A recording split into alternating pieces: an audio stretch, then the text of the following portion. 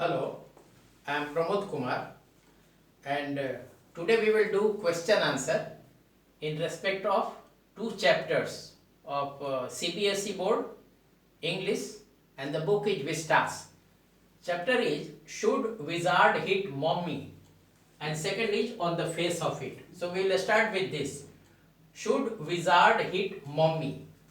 The first question is, what is it that draws Derry towards Mr. Lamb in spite of himself?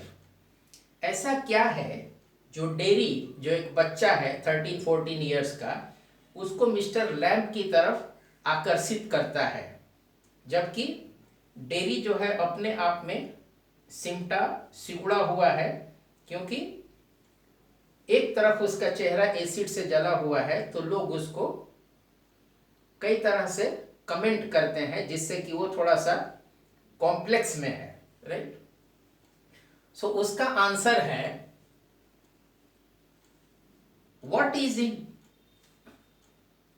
Sorry, should wizard hit mommy? The first question is, what is the moral issue that the story raises? क्या नैतिक issue है जो हम इस कहानी में पाते हैं, जो ये कहानी ऊपर लेके आती है नैतिक इशू को? सो उसका आंसर है, should the parents always decide what their kids should do? क्या हमेशा माता पिता को निश्चित करना चाहिए कि उनके बच्चे क्या करेंगे? और should they permit their kids to do what they like to do? या माता पिता को ऐसा करना चाहिए कि अपने बच्चों को वो करने दें जो करना वो बच्चे पसंद करते हैं, राइट। इस मोरल इशू को ये चैप्टर रेज करता है, इसको उठाता है, इस नैतिक इशू को। इसमें हमने देखा है, क्या देखा है हमने इसमें? जो है बेटी है 4 साल की, पिछले 2 साल से उसके फादर उसको स्टोरी सुनाते हैं, अलग अलग तरह की स्टोरी, लेकिन मेन कैरेक्टर्स वही रहते हैं। तो कई बार ये स्टोरी सुनाते हैं तो क्या होता है, वो बच्ची बीच में इंटरप्ट करती है और कई बार वो एक्सप्रेस करती है अपने को कि स्टोरी की एंडिंग ऐसी होनी चाहिए या कैरेक्टर का कंडक्ट इस स्टेज पे ऐसा होना चाहिए। तो उसके फादर इंटरप्ट करते हैं कि मुझे स्टोरी सुनाने दो, नहीं तो नहीं सुनाऊंगा, या ऐसा ही कुछ। इस नैतिक इशू को चैप्टर लेके आता है। कौन सा नैतिक issue? Should the parents always decide what their kids should do? क्या हमेशा माता पिता को ही निश्चित करना चाहिए कि उनके बच्चे क्या करें? और should they permit their kids to do what they like to do? या माता पिता को ऐसा करना चाहिए कि वो अपने बच्चों को अनुमति दें कि बच्चे वो करें जो वो पसंद करते हैं। इस मोरल इशू को रेज करता है। अब यहाँ पे क्यों ये मोरल इशू रेज होता है? Because there is a conflict. What is the conflict? एक एडल्ट के और एक चाइल्ड के पर्सपेक्टिव जो है, पर्सपेक्टिव मतलब the way to look at things. Perspective means the way to look at things. हम जिस तरीके से किसी चीज को, किसी घटना को, कोई वस्तु को देखते हैं, तो एक एडल्ट का और एक बच्चे का पर्सपेक्टिव अलग अलग होता है। Because a child is a child, an adult is an adult. एक चाइल्ड जो है वैसे एक्सपीरियंसेज से नहीं गुजरा है जिससे एक एडल्ट गुजरा है, और किसी व्यक्ति का पर्सपेक्टिव लाइफ के एक्सपीरियंसेज, एक्सपोजर से डेवलप होता है। Perspective develops over a period of time through various experiences, exposures one gets in life. So the perspective of an adult is different from that of a child. Naturally, क्योंकि बच्चे ने उतने वर्ष नहीं बिताए हैं, उतने अनुभव नहीं देखे हैं, उतने एक्सपोज नहीं हुए हैं। दूसरा सवाल है, how does Jo want the story to end end why? जो बच्ची है 4 साल की, पिछले 2 साल से अपने पिता से रोज रात को सोते समय कहानियां सुनती है। अभी जो कहानी सुन रही है, जो रोजर स्कंक, SKUNK, उसका जो कहानी सुन रही है, how does Jo want the story to end? वो कैसे चाहती है स्टोरी एंड हो? उसके फादर बोलते हैं कि रोजर स्कंक की मम्मी गई और विजार्ड के सिर पे उसने अम्ब्रेला या लकड़ी से मारा। क्यों मारा? क्योंकि विजार्ड ने स्कंक का जो टिपिकल स्मेल था उसको चेंज करके रोज के स्मेल का कर दिया था, जो उसकी माँ को पसंद नहीं आया, क्योंकि the mother wanted to smell the child in his original smell, not in a changed smell to roses. So Jo के फादर ने बोला कि रोजर स्कंक की मम्मी ने विजार्ड के सिर पे मारा। सो जो डिडंट एग्री, जो वांटेड कि इसका उल्टा होना चाहिए कि विजार्ड जो है रोजर स्कंक की मम्मी के सिर पे मारे। क्यों? रोजर स्कंक का जो बैड स्मेल वाला बदल के रोजेज का स्मेल हो गया था विजार्ड के करने से, वो जो को बहुत पसंद आया था, because Jo is a child, she is only 4 years old, right? So Jo wants happy end to the story, and what is the happy end? कि रोजर स्कंक के शरीर का बैड स्मेल निकल के रोजेज का स्मेल में आ जाए, that is a more pleasant, more happy ending for the this child, girl child. Then it is because she has her own perspective as a child to see things, right? She has her own perspective, उसका अपना एक दृष्टिकोण है, नजरिया है देखने का चीजों को, right? How does Joe want the story to end and why? How does she want? She wants it to end happily. And how happily? From bad smell to the smell of roses. And why does she want this?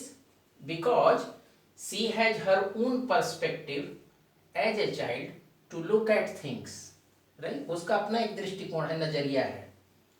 तीसरा, why does Jack insist that it was the wizard that was hit and not the mother? Jack ऐसा क्यों insist कर रहा था जो का father कि wizard को ही सिर पे चोट लगनी चाहिए, रोजर स्कंक की मम्मी को नहीं? उसका आंसर ये है, mainly due to parental attitude which is so common in our society. Jack is the father of Jo, so parents in our society they have got a typical parental attitude, protective, guiding, leading, right? All those kind of things which he is doing here, right? Jack ऐसा क्यों बोल रहा है कि wizard के सिर पे ही चोट लगनी चाहिए? बिकॉज जैक जो है, जो का फादर, वो रोजर स्कंक की मम्मी ने जो विजार्ड को जिस कारण से सिर पे हिट किया, उस चीज को जस्टिफाई कर रहा है। जैक इज सेइंग कि रोजर स्कंक की मम्मी ने जो डिसीजन लिया वो सही लिया, वो बच्चे के हित में लिया, right? Mainly due to parental attitude, Patrick attitude. Parental attitude क्या होता है? Always guiding, always directing, this kind of things, always leading, which is so common in our society. So he defends action of Roger's mother. As a parent, we always think that if some other parent has taken some decision, that is the right decision because of this parental attitude. We think as parents we have taken some decision, we think it is in the interest of the child. Similarly, when some other parent take decision, we also support the decision of parents, thinking that they also would have taken decision in the interest of their child, right? Fourth, what makes Jack feel caught in an ugly middle position? What makes Jack feel caught? ऐसी कौन सी चीजें हैं जिससे Jack को feel होता है कि वो बीच में अगली पोजीशन में फंस गया है, राइट? सो क्या है वो चीजें हैं? Physically, emotionally and mentally. वो क्या है? जैक एक फादर है जो का और उसके 2 साल के भाई का। जैक की वाइफ भी है जो 6 months प्रेग्नेंट है। तो Jack is father also, husband also. So वो बच्ची को जो को सुलाने में ही is find it very difficult to make Jo sleep. Last 2 years he has been telling a story to Joe when she goes to bed to sleep, but he finds it very difficult to make Joe sleep. keeps on telling a story, but Joe doesn't sleep. Once again, he keeps on telling a story, but he finds it very difficult to. So what is happening? He feels exhausted, tired. Despite telling a story, that girl is not sleeping. Emotionally and mentally also he feels exhausted because he wants to help his wife in her work, but he is not able to because he has to do his own work, and then he has to spend a lot of time and energy in making Joe sleep, telling stories. So what makes Jack feel caught in an ugly middle position? वो बीच में क्यों फंसा हुआ feel करता है? Because of physical, emotional, mental tiredness, fatigue, right? He was conscious of his duty as father and also as husband, father of 2 children and another to come, and husband. He felt tired in getting Joe to sleep. उसे बहुत दिक्कत होती थी वो जो को सुलाने में, उसको सुलाने में ये थक जाता था. He was not able to help his pregnant wife. वो नीचे काम कर रही है लेकिन इधर उसकी ड्यूटी है जो को सुलाना, लेकिन वो सो नहीं रही है. ये सोच रहा है कि जो को जल्दी सुला दूं तो जाके वाइफ को मदद करूं, बट इट डजंट हैपन. जो doesn't sleep easily, so he feels caught. Fifth, what is your stance regarding the 2 endings to the Roger Skunk story? There could be 2 stances. One, that Roger Skunk remains as he was earlier, foul smelling. Another is that Roger Skunk's smell changed from foul smell to Roger's smell, right? But Jack supports change back. Roger Skunk changed from foul smell to Roger's smell, and Roger's mother got it changed once again to the original foul smell, and Jack supports this. Why does he do that? Jack's stance seems better as it brings out a mother's love, care and affection for her child. Jack's stance appears to be more realistic. See what is happening? A mother likes her child as it is, right? Unchanged in the original form, original shape, with original values, virtues, characteristics, whatever it is. A mother would not like a changed child, right? So here, when Jack Skunk has been changed from foul smelling to good smelling, the mother wants to have the original smell of Roger Skunk, her child, right? So Jack's stance in the story seems better. Why it seems better? As it brings out a mother's love, care and affection for her child. When he comes back to the foul smelling position, his mother embraces him and loves him like before, right? Jack's stance appears to be realistic. It appears to be realistic. Yes, a child was originally foul smelling, so let it be foul smelling. Because if you bring in any change from foul smelling to Roger's smelling, that is not a realistic position. That is a wild, imaginative position, not a realistic position. But by virtue of experience and exposure, Jack favors something which is more realistic, not imaginary or wild, right? So the answer is Jack's stance seems better as it brings out a mother's love, care, affection. Once again, Roger Skunk's mother starts loving him as she used to love him before when he was foul smelling. Sixth, why is an adult's perspective on life different from that of a child? एक वयस्क व्यक्ति का नजरिया चीजों को, वस्तुओं को, घटनाओं को देखने का एक बच्चे के नजरिए से अलग क्यों होता है? So the answer is an adult has various experiences, exposures in life. Some of the experiences, exposures are good, pleasant, bad, good, pleasant, happy, encouraging, whereas other experiences are bad, unpleasant, sad, discouraging. Children have rosy, wild, unrealistic dreams. Right? So, the perspective or the way to look at things of a person develops over a period of time through various kinds of experiences, exposures a person goes through in life. If a person has got through very little of experiences, exposures, his or her perspective would be very different from another person who has got very wide exposures and very wide experiences, right? So perspective means the way we look at things develops over a period of time through various experiences, exposures in our life. So the answer to the sixth question is, why is an adult's perspective on life different from that of a child? An adult has various experiences, exposures in life.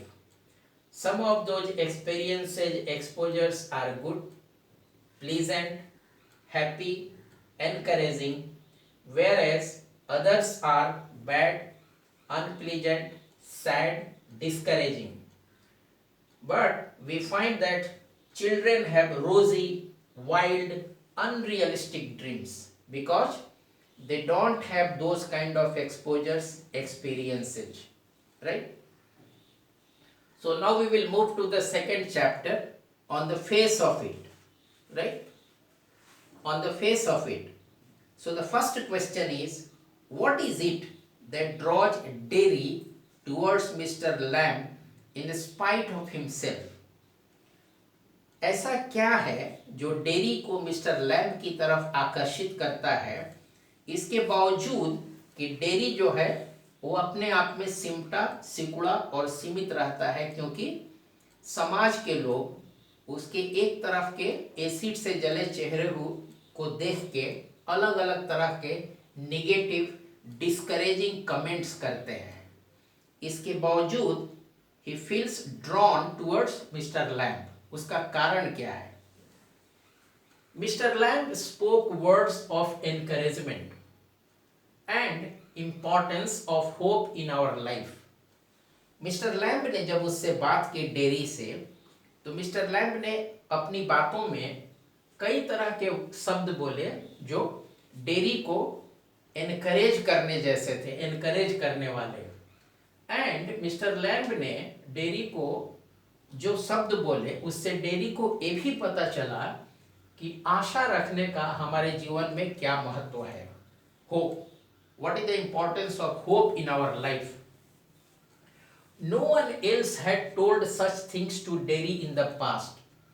Dairy को भूतकाल में किसी ने इस तरह की positive, encouraging, hopeful बातें नहीं की थी. अधिकांश लोगों ने उसके एक तरफ से एसिड से जले हुए चेहरे को लेकर निगेटिव कमेंट्स ही किए थे, डिस्करेजिंग कमेंट्स किए थे, होपलेस कमेंट्स किए थे, right? Now dairy became aware of his strengths and potential. Mister Lamb से इंटरेक्शन के बाद डेरी को एक एहसास हुआ, अपनी किस चीज का एहसास हुआ? अपनी मजबूतियों और अपने पोटेंशियल का. पोटेंशियल मीन्स किसमें कितनी भविष्य में करने की ताकत है, potential. So the first question is, what is it that draws Derry towards mister Lamb in spite of himself? In spite of himself मतलब Derry is not willing to meet anybody. He wants to be away, he wants to be alone, because most of the people he has met in society have ridiculed him for one side of his face having been burnt with acid and got disfigured. So he feels withdrawn. He feels that he has withdrawn himself. Mr. Lamb spoke words of encouragement and importance of hope in our life. No one else had told such things to Derry in the past. Now, Derry became aware of his strengths and potential. after talking to Mr. Lamb. So he felt more attracted towards Mr. Lamb. Second question, in which section of the play does Mr. Lamb display signs of loneliness and disappointment? ये जो play है उसके कौन से section में mister lamb अपनी loneliness और disappointment को एक्सप्रेस करते हैं? जब वो डेरी से बात कर रहे होते हैं, when he is talking to Derry, so he talks about himself. He says, Mr. Lamb, that he has heard bees for a long time. मधुमक्खियों को बहुत समय तक उन्होंने आवाज करते हुए सुना है. Mr. Lamb sits in the sunshine. अच्छी धूप में जब निकलती है तो वो बाहर बैठते हैं. He reads books. किताबें पढ़ते हैं. Makes chocolates. समय निकाल के चॉकलेट्स बनाते हैं, बच्चों को बांटते हैं. And he also says, Mr. Lamb, that no one comes back to him after first meeting. Mr. Lamb बोलते हैं डेरी को कि अधिकांश लोग जो पहली मुलाकात करके जाते हैं दोबारा वापस नहीं लौटते हैं. तो इन सब चीज़ों से पता चलता है, क्या पता चलता है मिस्टर लैम्ब के बारे में? उनके एकांत और डिसअपॉइंटमेंट, निराशा के बारे में. एकांत का पता कहाँ से चलता है? उस पूरे एरिया में, अपने गार्डन में, घर में वो अकेले रहते हैं. Alone, all alone, right, one. Then वो बोलते हैं कि मैंने मधुमक्खियों को बहुत समय तक बोलते हुए सुना है. इससे भी पता चलता है दैट ही इज एलोन. वो अपने सारे काम खुद करते हैं, गार्डन का सारा काम खुद करते हैं. He does everything himself. जब अच्छी धूप निकलती है, when there is good sunshine, he comes out and sits in the sun. He reads books. He makes chocolates. And mister Lamb also says that no one comes back to him after first meeting. So this portion, up to this portion, it shows his loneliness. Up to this portion, it shows his loneliness. He is alone. And this portion shows his disappointment. He feels disappointed that when people come here, so whosoever comes goes back, generally they don't come back again. So it reflects his disappointment. What are the ways in which Mr. Lamb tries to overcome these feelings? Which feelings? Loneliness and disappointment. What does he do? Actually, these are the things he does. He sits long hours listening to the humming, the song of bees. He sits long hours in the bright sunshine. He keeps on reading books.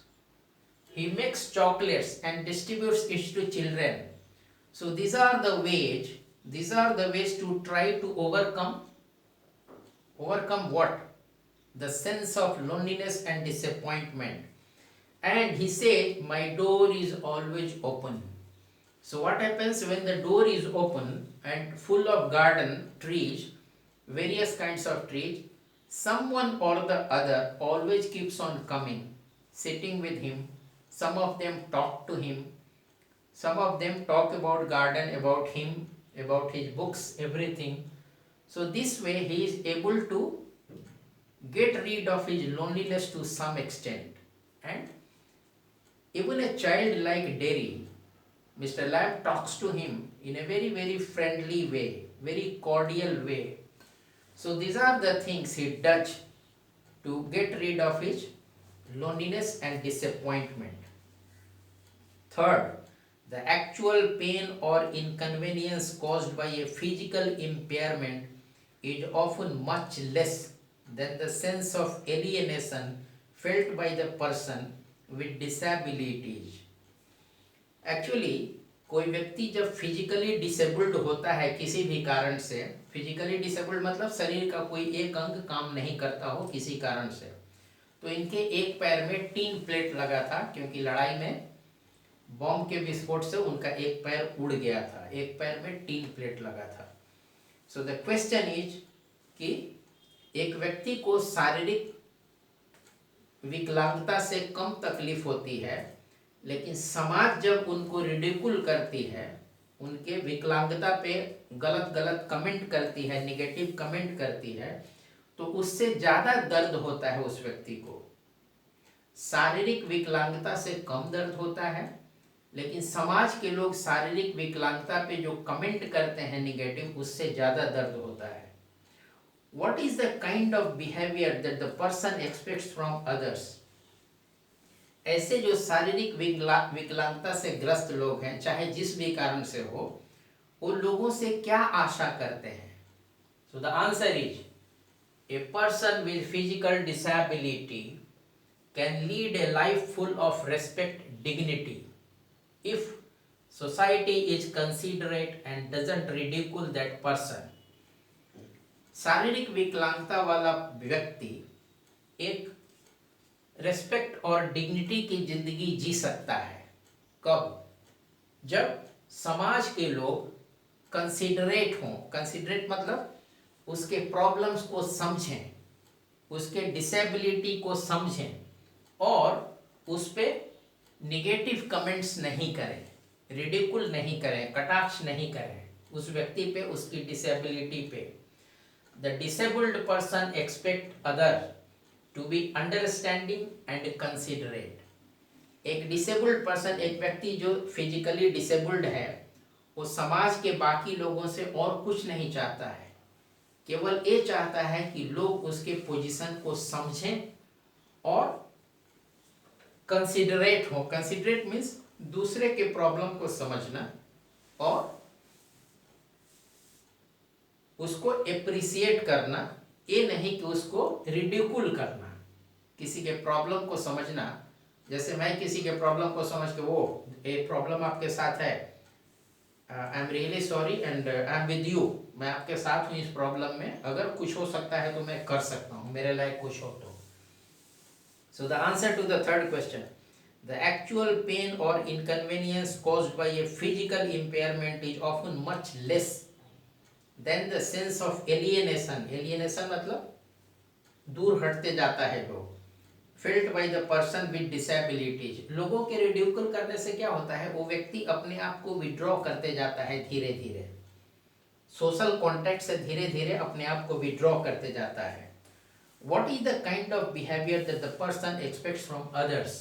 So the answer is, a person with physical disabilities can lead a life full of respect, dignity, if society is considerate and doesn't ridicule that person. The disabled person expects others to be understanding and considerate. Understanding means समझे, मेरी बात को समझे, मेरे position को समझे। चौथा, will Derry get back to his old seclusion, or will Mr. Lamb's brief association effect a change in the kind of life he will lead in the future? सवाल है, पहले डेरी क्या था? मिस्टर लैम्ब से मिलने से पहले अपने आप में रहता था। He had withdrawn himself. Why he had withdrawn himself? Because of ridicule. लोगों के कटाक्ष, निगेटिव कमेंट्स, डिस्करेजिंग कमेंट्स के कारण धीरे धीरे डेरी ने अपने आप को विड्रॉ कर लिया था सोशल कॉन्टैक्ट से, right? So will Derry get back to his old seclusion? क्या वो पहले जो अकेले रहता था वैसे ही रहेगा? या will mister Lamb's brief association, mister Lamb के साथ जो छोटा सा उसका एसोसिएशन रहा, effect a change in the kind of life he will lead in the future? उसका उसके भविष्य के जीवन पे असर पड़ेगा? So the answer is, will Derry get back to his old seclusion? No. क्या डेरी अपने पहले वाले जो स्टाइल में अलग रहता था, अलग थलग विड्रॉन रहता था, उसमें कंटिन्यू करेगा? द आंसर इज नो, नहीं। Mister lamb has boosted dairies self confidence. Dairy के आत्मविश्वास को मिस्टर लैम्ब के इंटरेक्शन ने बढ़ा दिया है। Dairy is now aware of his strengths potential. Dairy जो है अब अपनी मजबूतियों और पोटेंशियल के बारे में पूरा जानता है। It seems that Dairy will now be more hopeful, more optimistic, and will take forward his life in a much better way.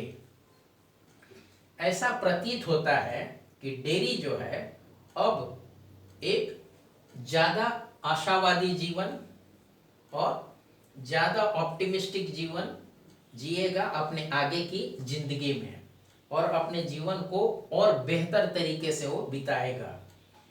Dairy has found his self esteem. Mr Lamb से interaction के बाद dairy को अपना आत्मसम्मान वापस मिल गया है. मतलब उसका आत्मसम्मान तो उसके पास था ही, लेकिन मिस्टर लैम्ब के वर्ड्स ऑफ एनकरेजमेंट ने और इम्पोर्टेंस ऑफ होप ने उसको एक नई एनर्जी दी है, एक नई सोचने की दिशा दी है, और अब वो सोच रहा है कि मेरा आत्मसम्मान अब काफ़ी मजबूत हो गया है. Right. So the answer is नहीं, डेरी अपने आप को पहले की तरह विड्रॉ नहीं करेगा. Mister lamb has boosted dairies self confidence. Dairy is now aware of his strengths potential. It seems that Derry will now be more hopeful, more optimistic, and will take forward his life in a much better way. Derry has found his self-esteem. Right? I hope you found it easy to understand. In case of any difficulty, you may please approach my email ID, which will be there at the thumbnail to the video. Thank you.